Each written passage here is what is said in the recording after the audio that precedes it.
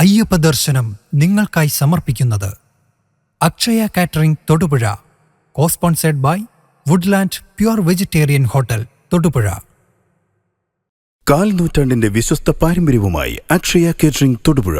ആഘോഷങ്ങൾ ഏതുമാവട്ടെ, എല്ലാത്തരം veg non veg വിഭവങ്ങളും പൂർണ്ണ ഉത്തരവാദിത്തത്തോടെ നിങ്ങളുടെ മുന്നിലെത്തിക്കുന്നു. നിങ്ങളുടെ നാവിലെ രസമുകുളങ്ങളെ തൊട്ടുണർത്തുന്ന രുചി വൈവിധ്യങ്ങൾ, സ്വാദിൽ ഒരൽപ്പം പോലും വിട്ടുവീഴ്ചയില്ലാതെ, പാരമ്പര്യ തനിമ നഷ്ടപ്പെടാതെ വിഭവസമൃദ്ധമായി നിങ്ങളുടെ ആഘോഷങ്ങളെ വരവേൽക്കൂ. അക്ഷയ കേറ്ററിംഗ് തൊടുപുഴയ്ക്കൊപ്പം ഫോൺ 9744406785.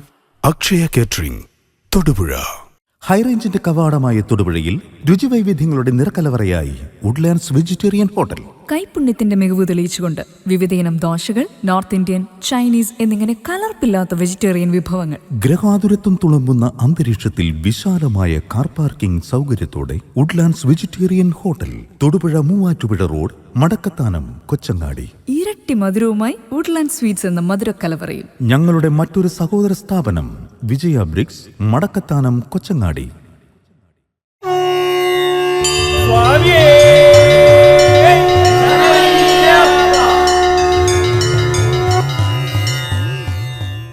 സ്വാമിയേ ശരണമയ്യപ്പ, സ്വാമിയേ ശരണമയ്യപ്പ, ഹരിഹരസുതനാനന്ദചിത്തനയ്യനയ്യപ്പ, സ്വാമിയേ ശരണമയ്യപ്പ. ശ്രേഷ്ഠമായ മണ്ഡലകാലം ആരംഭിച്ചിട്ട് 35 ദിവസം പൂർത്തിയായി. നമ്മളിന്ന് 36ാമത് ദിനത്തിലേക്ക് കടക്കുകയാണ്. അയ്യപ്പഗീത എന്ന വിഖ്യാതമായ ഗ്രന്ഥത്തിൻ്റെ വിവിധ ഭാഗങ്ങൾ ഉൾക്കൊള്ളുന്ന വിഭാഗത്തെക്കുറിച്ചാണ് ഇന്നത്തെ പ്രഭാഷണത്തിൽ ഉൾക്കൊള്ളുന്നത് എന്ന് ഓർമ്മിപ്പിക്കട്ടെ. ഭക്തിയോഗത്തിൻ്റെ പ്രാധാന്യവും ഭക്തിയിലൂടെ തീർത്ഥാടകർക്ക് എവിടെ വരെ എത്താൻ സാധിക്കും എന്നുള്ളതിനെക്കുറിച്ചും ഉൾക്കൊള്ളുന്ന ആ ഒരവസ്ഥയാണ്, അതിലാണ് ഇന്ന് നമ്മൾ ശ്രദ്ധാപൂർവം പറയുന്നത്. 19 ശ്ലോകങ്ങൾ ഉൾക്കൊള്ളുന്ന ഭക്തിയോഗത്തിലേക്ക് നാം പ്രവേശിക്കുകയാണ്. ജ്ഞാനം എത്ര തന്നെ ഉപദേശിക്കപ്പെട്ടാലും ചിത്തശുദ്ധി വന്നവർക്കേ അതുകൊണ്ട് പ്രയോജനമുള്ളൂ. സംസാര ധർമ്മ നിവൃത്തി കൊണ്ട് മാത്രമാണ് ചിത്തത്തിലെ മാലിന്യങ്ങൾ നീക്കി ചിത്തശുദ്ധി ലഭിക്കുകയുള്ളൂ. തീവ്ര വൈരാഗ്യം കൊണ്ട് മാത്രമേ സംസാര ധർമ്മ നിവൃത്തി കിട്ടൂ. തീവ്ര വൈരാഗ്യമാവട്ടെ ഈശ്വരവിശ്വാസം കൊണ്ട് മാത്രമേ ലഭിക്കുകയുമുള്ളൂ. ഈശ്വരവിശ്വാസം എന്നതിലുപരി ഉണ്ടാവേണ്ടത് ഈശ്വര പ്രേമമാണ്. ഈശ്വര പ്രേമമാണ് യഥാർത്ഥത്തിലുള്ള ഭക്തി. ജ്ഞാനവൈരാഗ്യങ്ങൾ ഭക്തി കൊണ്ടാണ് ഉടലെടുക്കുന്നത്. മനഃശാന്തി തത്വശ്രവണത്തിലൂടെ ലഭിക്കുകയില്ല. അതിന് ഭക്തി തന്നെ വേണം. ശ്രവിച്ച തത്വത്തെ പ്രായോഗികമാക്കി അനുഭവപ്പെടുത്തുക എന്നത് ചിത്തശുദ്ധി ഉണ്ടായാൽ മാത്രം സാധിക്കുന്ന വസ്തുതയാണ്. പുറമേ കാണുന്ന ചില ചിഹ്നങ്ങൾ കൊണ്ട് തത്വഗ്രഹണാധികാരി എന്ന ജിജ്ഞാസുവിന് തോന്നിച്ചാൽ പോലും തത്വാനുഭൂതി ഉണ്ടാവാൻ ചിത്തശുദ്ധിയുള്ള തപോനിഷ്ഠകൾ വീണ്ടും വീണ്ടും ചെയ്യേണ്ടതായിരിക്കുന്നു. വാസനാക്ഷയം എന്ന് പറയുന്ന കർമ്മശാന്തി അല്ലെങ്കിൽ മനഃശാന്തി ലഭിക്കുന്നതിനുള്ള മാർഗം കണ്ടെത്തണം. അത് എപ്രകാരം സാധിക്കും? സുഹൃതികൾക്കാണ് ഈ മാർഗം തെളിഞ്ഞു കിട്ടുക. ഭക്തി, ജ്ഞാനം, വൈരാഗ്യം ഇവ മൂന്നും പരസ്പര പൂരകങ്ങളാണ്. ഇവ കൊണ്ട് മാത്രമാണ് കർമ്മശാന്തി അഥവാ വാസനാക്ഷയം, മനഃശാന്തി എന്നീ 3 കാര്യങ്ങളും സാധിക്കാം. വൈരാഗ്യം, ജ്ഞാനം, ഭക്തി ഇവ കൊണ്ടുണ്ടാകുന്നത് കർമ്മശാന്തിയും വാസനാക്ഷയവും മനഃശാന്തിയുമാണ്. എങ്ങനെ? ഭക്തി കൊണ്ട് കർമ്മശാന്തിയും ജ്ഞാനം കൊണ്ട് മനഃശാന്തിയും വൈരാഗ്യം കൊണ്ട് വാസനാക്ഷയവും സാധിക്കാം. അജ്ഞാനമാകുന്ന ഒന്നിൻ്റെ 3 രൂപങ്ങൾ മാത്രമാണ് മേൽ കാണിച്ചത്. ഇതിലൊന്നുണ്ടായിക്കഴിഞ്ഞാൽ ബാക്കി രണ്ടും താനേ വന്നു ചേരും. കർത്തവ്യങ്ങളുടെ പ്രതീതിയാണ് കർമ്മമെന്ന് പറയുന്നത്. അതില്ലാതായാൽ കർമ്മശാന്തിയായി. സങ്കല്പങ്ങൾ ഇല്ലാതാവലാണ് മനഃശാന്തി. ആഗ്രഹങ്ങളുടെ നവങ്ങളായ പ്രവാഹമാണ് വാസന എന്ന് പറയുന്നത്. തീവ്ര വൈരാഗ്യം കൊണ്ട് സംസാരത്തിൽ നിന്ന് നിവൃത്തനാവാം. അപ്പോൾ വാസനാക്ഷയവുമായി. തത്വവിചാരം ഒന്നുകൊണ്ട് തന്നെ കർമ്മശാന്തിയും മനഃശാന്തിയും വാസനാക്ഷയവുമാണ് സംസാരത്തിൽ നിന്ന് മോചനം നേടാനുള്ള മാർഗം. ഈ തത്വവിചാരം എപ്രകാരം സാധിക്കാം? ഗുരുഭക്തിയാകുന്ന ഒരു സാധനത്തിലൂടെ ഇത് കാലക്രമേണ നേടിയെടുക്കാം. മഹാത്മാവായ ഗുരുനാഥനിൽ ഈശ്വര നിർവിശേഷമായ ഭക്തിയും വിശ്വാസവും അർപ്പിച്ച് ഭക്തിയോടുകൂടി ഗുരു ശുശ്രൂഷ ചെയ്യുമ്പോൾ ആചാര്യൻ്റെ അനുഗ്രഹത്തിന് പാത്രമാവും. ഇതിലൂടെ കർമ്മശാന്തിയും മനഃശാന്തിയും വാസനാക്ഷയവും പ്രാപ്തമാവും. ഭക്തി എന്നാൽ എന്താണ്? ഭക്തിയുടെ സ്വരൂപം എന്താണ്? ഈശ്വരനിലുള്ള ഭജനമാണ് ഭക്തിയുടെ ഭാവം എന്ന് വേണമെങ്കിൽ ഒറ്റ വാക്കിൽ പറയാം. മനുഷ്യന് 3 കരണങ്ങളാണുള്ളത്: വാക്കും വിചാരവും പ്രവൃത്തിയും. ഇവ 3ഉം മനുഷ്യനെ പൂർണ്ണമായും കീഴടങ്ങിയിരിക്കുന്നു. മേൽപ്പറഞ്ഞ 3 കരണങ്ങൾ കൊണ്ടാണ് ഓരോരുത്തരും എന്തിനേയും പ്രാപിക്കുന്നതും ഉപേക്ഷിക്കുന്നതും എല്ലാം. താല്പര്യമുള്ള വസ്തുക്കളെ പ്രാപിക്കുന്നത് കരണങ്ങൾ. ഈശ്വരങ്കൽ നിരതിശയമായ സ്നേഹവും വിശ്വാസവും വരുന്നു. സ്നേഹാതിരേകത്തിൻ്റെ ശക്തി കൊണ്ട് സംസാരം മുഴുവൻ മറക്കാൻ ഇടയായിത്തീരുമ്പോൾ പ്രസ്തുത 3 കരണങ്ങളും ഒരിക്കലും വിട്ടുപോരാതെ ഈശ്വരനെ തന്നെ ആശ്രയിച്ച് ഈശ്വരങ്കൽ തന്നെ എപ്പോഴും രമിച്ചുകൊണ്ടും ലയിച്ചുകൊണ്ടുമിരിക്കും. ഈ സമ്പ്രദായത്തിനാണ് ഭജന എന്ന് പറയുന്നത്. ഇത് തന്നെയാണ് ഭക്തി. ഭക്തി ഉണ്ടായിക്കഴിഞ്ഞാൽ സഗുണമായാലും നിർഗുണമായാലും ഒരേ ഫലം തന്നെ. സർവന്തര്യാമിയും സർവകാരണനും പരിപൂർണനുമായ ഈശ്വരനെ ഇഷ്ടദേവതാ സ്വരൂപേണ ഭജിക്കുന്ന സമ്പ്രദായത്തിനാണ് സഗുണഭക്തി എന്ന് പറയുന്നത്. ഇത് തന്നെ സഗുണോപാസന. നിരുപാധികനും അപരിച്ഛിന്നനും സർവാത്മാവുമായി അറിഞ്ഞ് ഉപാസിക്കുന്നത് നിർഗുണഭക്തി അഥവാ നിർഗുണ ഉപാസന. നിർഗുണഭക്തി ഉണ്ടാവാൻ അങ്ങേയറ്റം വിഷമമാണ്. ഇഷ്ടദേവതാ സ്വരൂപത്തിൽ ഈശ്വരനെ ഭജിക്കുന്നതിന് 9 ഉപാധികളുണ്ട്: ശ്രവണം, കീർത്തനം, അർച്ചനം, പാദസേവനം, വന്ദനം, സ്മരണം, ദാസ്യം, സഖ്യം, ആത്മനിവേദനം. ഇവയാണ് അവ. ഭഗവാന്റെ മഹിമകളെ ഭക്തരുടെ മുഖത്തു നിന്ന് വീണ്ടും വീണ്ടും കേൾക്കുമ്പോൾ അത് ആവർത്തിച്ച് കേൾക്കുന്നതിന് മനസ്സിൽ അങ്കുരിക്കുന്ന ആഗ്രഹം തുടർച്ചയായി എപ്പോഴും ശ്രവിച്ചുകൊണ്ടിരിക്കുമ്പോൾ ലഭിക്കുന്ന ആത്മസംതൃപ്തി. സഗുണഭക്തിക്കല്ലാതെ നിർഗുണഭക്തിക്ക് അഭ്യാസക്രമങ്ങളോ അവാന്തര വിഭാഗങ്ങളോ വാസ്തവത്തിൽ ഇല്ല. പരമപുരുഷനും സർവന്തര്യാമിയുമായ ഏതൊരു ഈശ്വരനെ കാണാനും പ്രാപിക്കാനും ബന്ധപ്പെടുന്നുവോ ആ പരമേശ്വരന്റെ പ്രത്യക്ഷ സ്വരൂപമാണ് ഗുരു.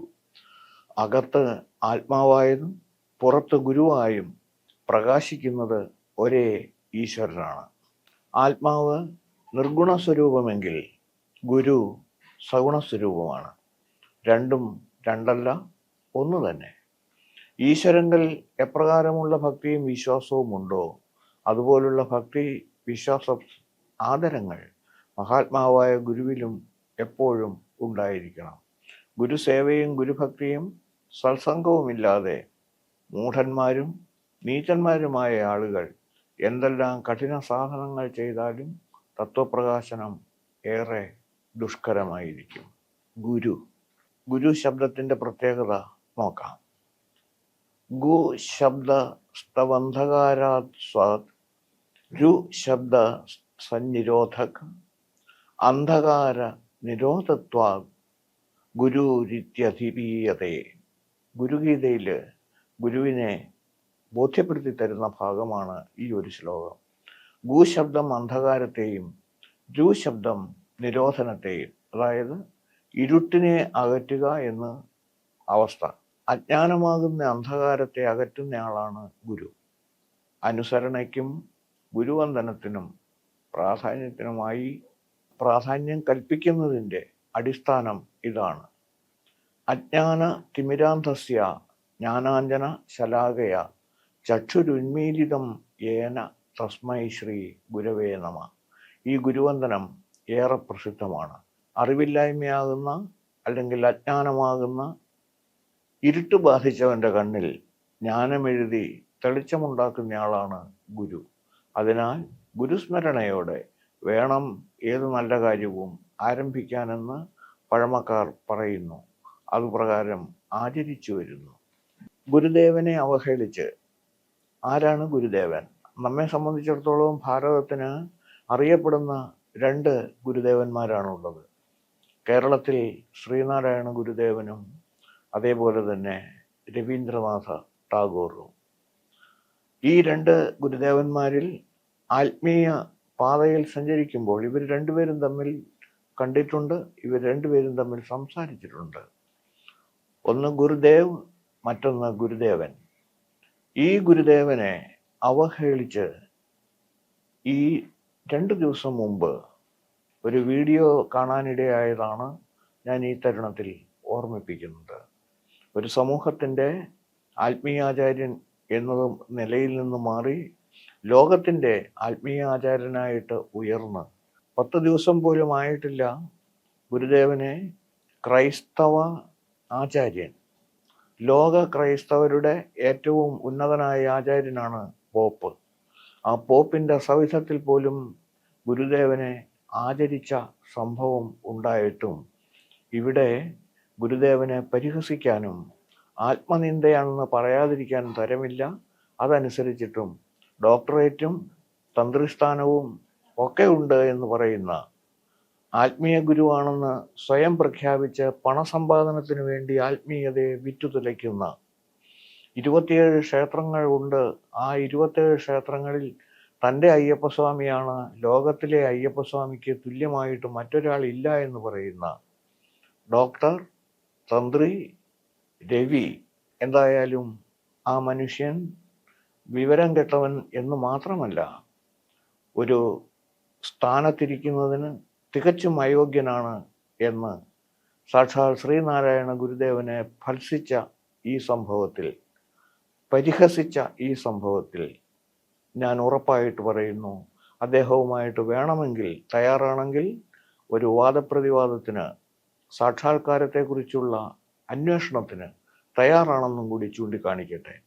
എന്തായാലും ഗുരുദേവനെ അവഹേളിച്ചത് മറ്റൊന്നുമായിട്ടല്ല, 64 ഗ്രന്ഥങ്ങൾ രചിച്ചിട്ടുള്ള, നിരവധി കീർത്തനങ്ങൾ രചിച്ചിട്ടുള്ള 64 ഗ്രന്ഥങ്ങൾ എന്ന് പറയുന്നത് ചെറുതല്ല. അതിലെ ആത്മോപദേശ ശതകം, ദൈവദശകം എന്ന് പറയുന്ന 10 സ്റ്റാൻസുകൾ മാത്രമുള്ള ആ കൃതി ശ്രീനാരായണ ഗുരുദേവൻ എഴുതിയതല്ലെന്നും അത് എഴുതിയത് കുമാരനാശാനാണെന്നും പറയുന്ന തരത്തിൽ അതേ സമൂഹത്തിൽപ്പെട്ട ഒരു വ്യക്തി തന്നെ തയ്യാറെടുത്തത് ഒരു സംശയവും വേണ്ട ആത്മനിന്ദയാണ്. അദ്ദേഹം ഏത് സ്ഥാനങ്ങളൊക്കെ വഹിക്കുന്നുവോ ആ സ്ഥാനത്തിരിക്കുന്നതിന് യാതൊരു വിധത്തിലുമുള്ള യോഗ്യതയുമില്ലാത്ത, തികച്ചും അയോഗ്യനായ ഒരു വ്യക്തിയാണെന്ന് പറയാതിരിക്കാൻ നിവൃത്തിയില്ല. അതിന് ഏത് തരത്തിലുള്ള, അദ്ദേഹം പറയുന്നത് ശ്രീനാരായണ ഗുരു ഈശ്വരനല്ല, ശ്രീനാരായണ ഗുരുവിന് മറ്റു തരത്തിലുള്ള കഴിവുകളില്ല, ഇതെല്ലാം ഇയാൾക്കാണോ ഉള്ളതെന്ന് തോന്നിപ്പോവും. എന്തായാലും ആ പേരുകൾ പറഞ്ഞ വീണ്ടും എൻ്റെ നാവ് അശുദ്ധമാക്കാൻ ഞാൻ ഇഷ്ടപ്പെടുന്നില്ലാത്തതുകൊണ്ട് ഇത് അവസാനിപ്പിക്കുന്നതാണ് സുഭാഷ് തന്ത്രി താങ്കൾക്ക് നല്ലത് എന്ന് മാത്രം വ്യക്തമാക്കുന്നു. ശ്രീനാരായണ ഗുരു ലോകത്തിൻ്റെ ഗുരുവാണ്. ദൈവദശകം എന്ന കൃതി ഗുരുദേവൻ എഴുതിയതല്ല എന്നും അത് കുമാരനാശാൻ എഴുതിയത് ശ്രീനാരായണ ഗുരുവിൻ്റെ പേരിലേക്ക് മാറ്റിയതാണെന്നും പരസ്യമായി പറയുന്ന അവഹേളനം അത് സഹിക്കാവുന്നതിൻ്റെ അപ്പുറത്തായതുകൊണ്ടാണ് ഞാൻ ഇത്രയും പ്രതികരിച്ചത്.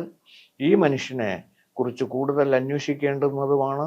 അതുപോലെ തന്നെ സമ്പത്തിന് വേണ്ടി ധർമ്മത്തെ വിൽക്കുന്ന ഈ മനുഷ്യൻ്റെ പേരിൽ ക്രിമിനൽ നടപടികൾ സ്വീകരിക്കേണ്ടതാണ് എന്നുകൂടി ചൂണ്ടിക്കാണിക്കാൻ ആഗ്രഹിക്കുന്നു. ലോകം ആരാധിക്കുന്ന വിശ്വഗുരുവാണ് ശ്രീനാരായണ ഗുരുദേവൻ. ആ അവസ്ഥ ലോകം മുഴുവൻ അംഗീകരിച്ചിട്ടുള്ളതാണ്.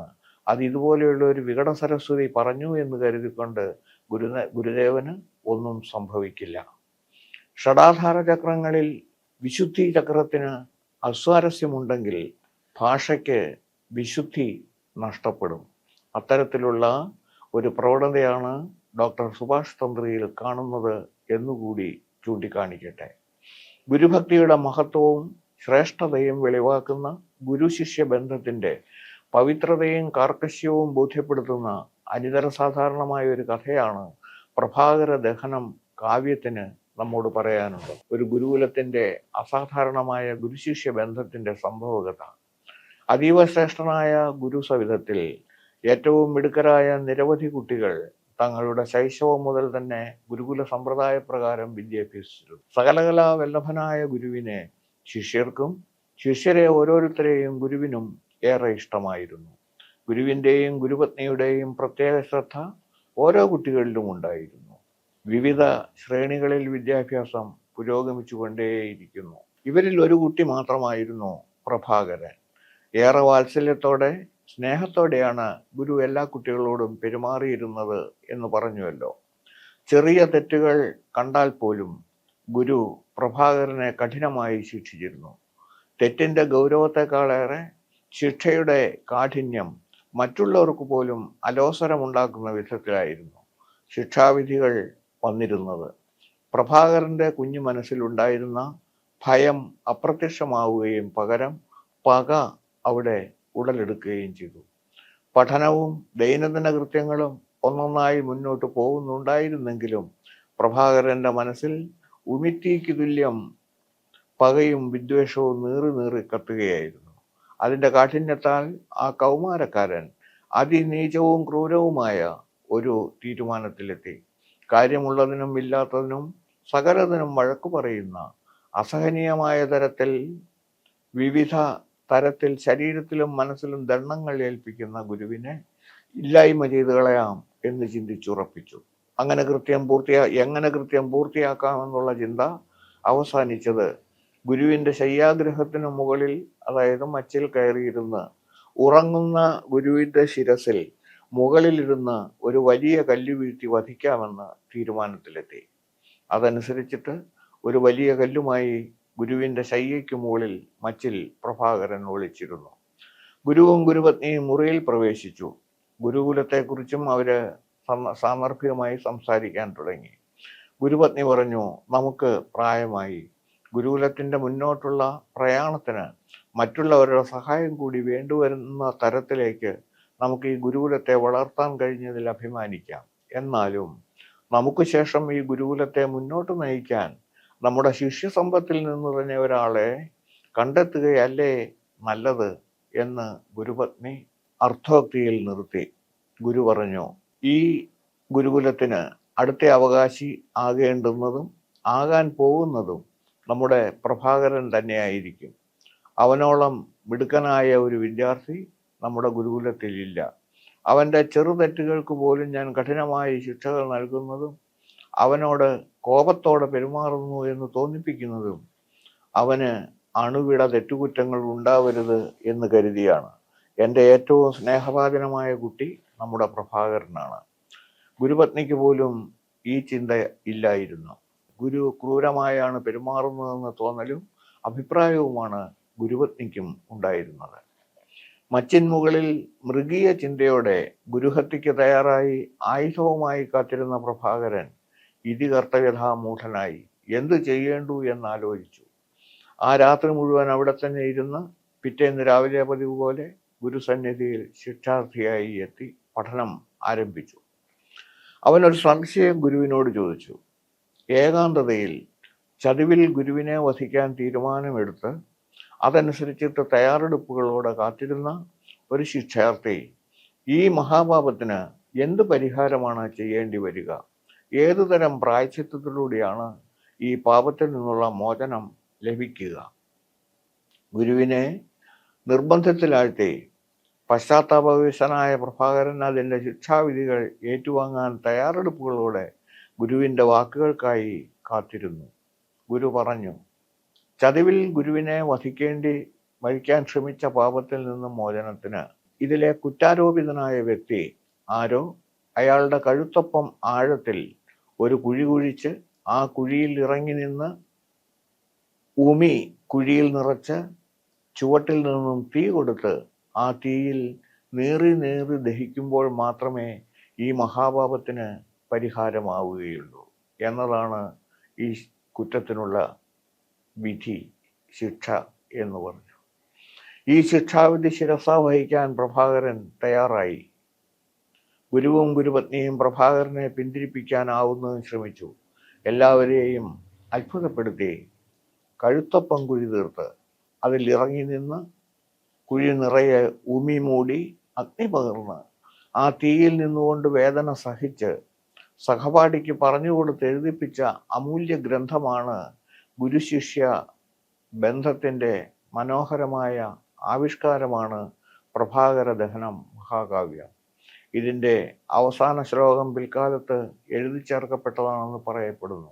അവസാന ശ്ലോകം പൂർത്തീകരിക്കുന്നതിന് മുൻപ് തൊണ്ടയിൽ തീയെത്തുകയും ശബ്ദം പുറത്തു വരാതാവുകയും ചെയ്തത്രേ.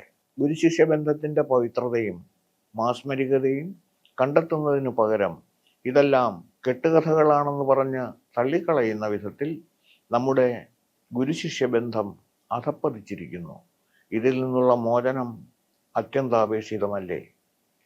വിത്തിൽ നിന്ന് വൃക്ഷവും വൃക്ഷത്തിൽ നിന്ന് വിത്തും ഉൽപ്പാദിപ്പിക്കപ്പെടുന്നത് പോലെ ഭക്തിയിൽ നിന്ന് ജ്ഞാനവും ജ്ഞാനത്തിൽ നിന്ന് ഭക്തിയും ഉടലെടുക്കുന്നു.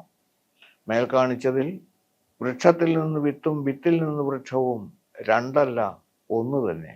അതുപോലെ ജ്ഞാനത്തിൽ നിന്ന് ഭക്തിയും ഭക്തിയിൽ നിന്ന് ജ്ഞാനവും നമുക്ക് ലഭിക്കുന്നു.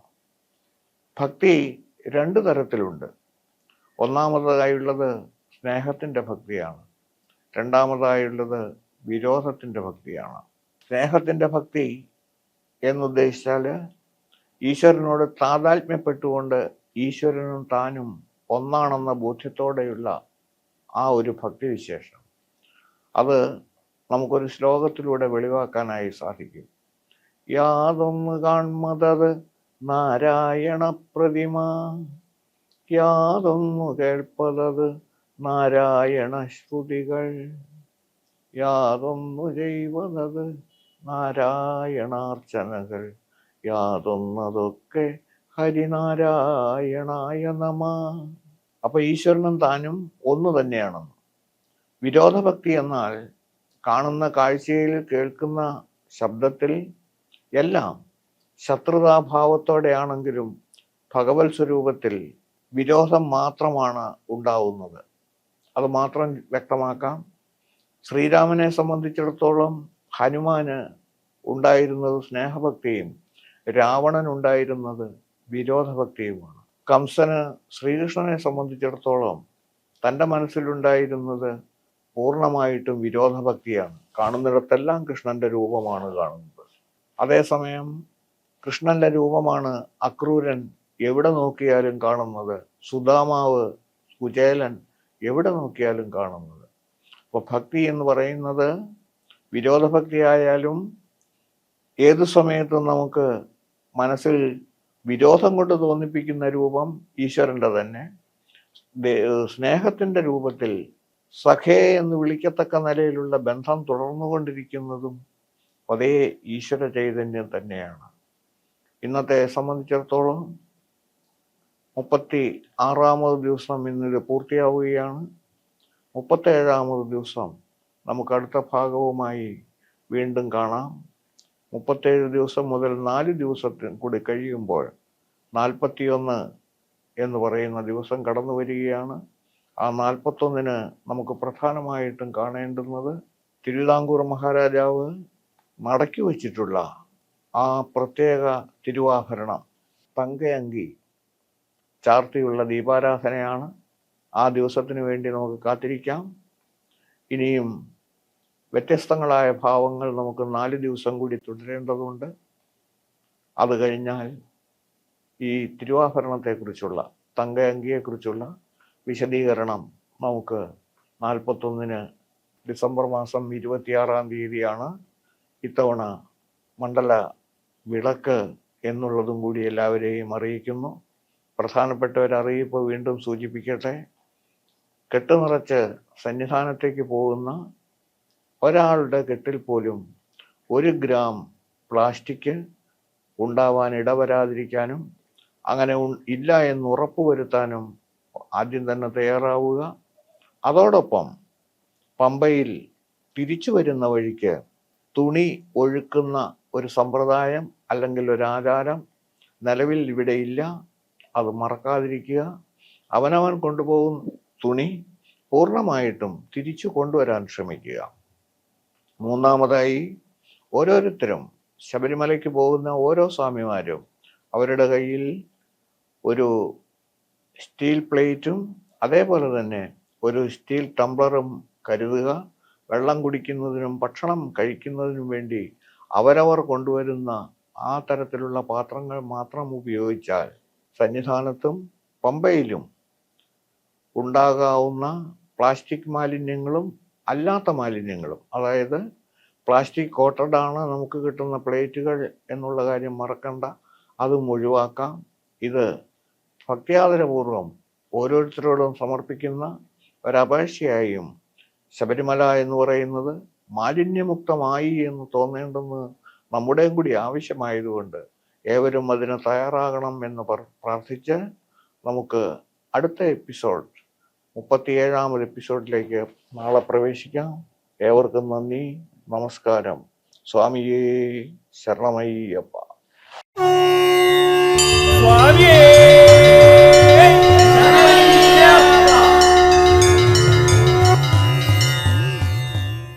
അയ്യപ്പ ദർശനം നിങ്ങൾക്കായി സമർപ്പിച്ചത് Akshaya catering Thodupuzha. Cosponsored by Woodland pure vegetarian hotel Thodupuzha. 4 നൂറ്റാണ്ടിന്റെ വിശ്വസ്ത പാരമ്പര്യവുമായി അക്ഷയ കേറ്ററിംഗ് തൊടുപുഴ. ആഘോഷങ്ങൾ ഏതുമാവട്ടെ എല്ലാത്തരം വെജ് നോൺ വെജ് വിഭവങ്ങളും പൂർണ്ണ ഉത്തരവാദിത്തത്തോടെ നിങ്ങളുടെ മുന്നിലെത്തിക്കുന്നു. നിങ്ങളുടെ നാവിലെ രസമുകുളങ്ങളെ തൊട്ടുണർത്തുന്ന രുചി വൈവിധ്യങ്ങൾ, സ്വാദിൽ ഒരൽപ്പം പോലും വിട്ടുവീഴ്ചയില്ലാതെ പാരമ്പര്യ തനിമ നഷ്ടപ്പെടാതെ വിഭവസമൃദ്ധമായി നിങ്ങളുടെ ആഘോഷങ്ങളെ വരവേൽക്കൂ. അക്ഷയ കേറ്ററിംഗ് തൊടുപുഴയ്ക്കൊപ്പം ഫോൺ 9744406785. അക്ഷയ കേറ്ററിംഗ് തൊടുപുഴ. ഹൈറേഞ്ചിന്റെ കവാടമായ തൊടുപുഴയിൽ രുചിവൈവിധ്യങ്ങളുടെ നിറക്കലവറയായി വുഡ്ലാൻഡ്സ് വെജിറ്റേറിയൻ ഹോട്ടൽ. കൈപുണ്യത്തിന്റെ മികവ് തെളിയിച്ചുകൊണ്ട് വിവിധയിനം ദോശകൾ, നോർത്ത് ഇന്ത്യൻ, ചൈനീസ് എന്നിങ്ങനെ കലർപ്പില്ലാത്ത വെജിറ്റേറിയൻ വിഭവങ്ങൾ. ഗ്രഹാതുരത്വം തുളുമ്പുന്ന അന്തരീക്ഷത്തിൽ വിശാലമായ കാർ പാർക്കിംഗ് സൗകര്യത്തോടെ Woodlands vegetarian hotel, Thodupuzha Muvattupuzha road, Madakkathanam, Kochangadi. ഇരട്ടി മധുരവുമായി വുഡ്ലാൻഡ് സ്വീറ്റ്സ് എന്ന മധുരക്കലവറയും. ഞങ്ങളുടെ മറ്റൊരു സഹോദര സ്ഥാപനം വിജയ ബ്രിക്സ്, മടക്കത്താനം, കൊച്ചങ്ങാടി.